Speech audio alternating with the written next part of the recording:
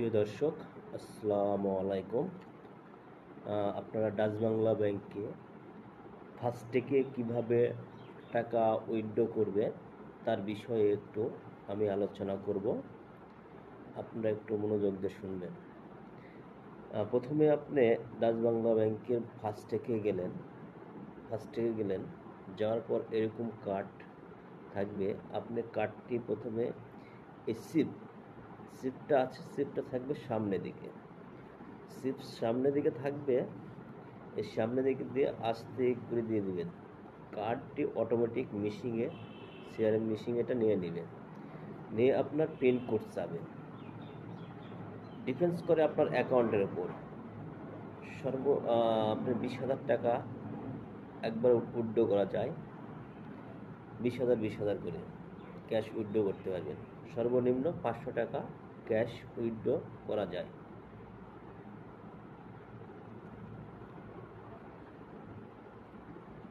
আপনার অ্যাকাউন্টের উপর ডিফেন্স করে। স্যালারি অ্যাকাউন্ট হলে আপনি 103 কোটের আপনি 50,000 টাকা ক্যাশ উইথড্র করতে পারবেন। প্রথমে 20,000, তারপরে 20,000, তারপর 10,000। আপনার যদি হয়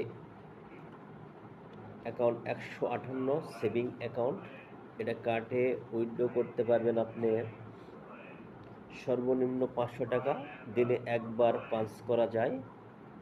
আর সর্বোচ্চ 20,000 টাকা কার্ডে টাকা উইথড্র করতে পারেন। 158 সেভিং প্লাস যেটা আছে 157 অ্যাকাউন্ট, ওটা আপনি দিনে 5 বার কার্ড পাঞ্চ করতে পারবেন। 80,000 টাকা লিমিট দেওয়া আছে। 20,000 করে 80,000 টাকা উইথড্র করতে পারবেন। আরেকটা আছে আমাদের বিজনেস অ্যাকাউন্ট, যেটা বলে কারেন্ট অ্যাকাউন্ট।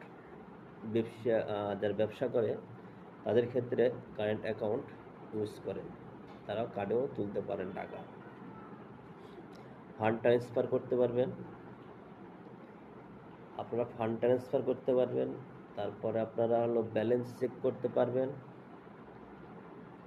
ব্যালেন্স চেক করা যায়, আবার অ্যাকাউন্ট নম্বরও নেওয়া যায়। আমাদের কার্ডে বিভিন্ন সুযোগ সুবিধাও রয়েছে।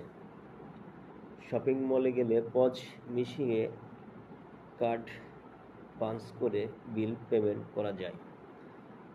তারপরে আপনি এই যে সেন্সিটিভ দেখতেছেন লোগো, এটা শুধু টাচ করলেই এখান থেকে আপনার বিল কেটে নেয়।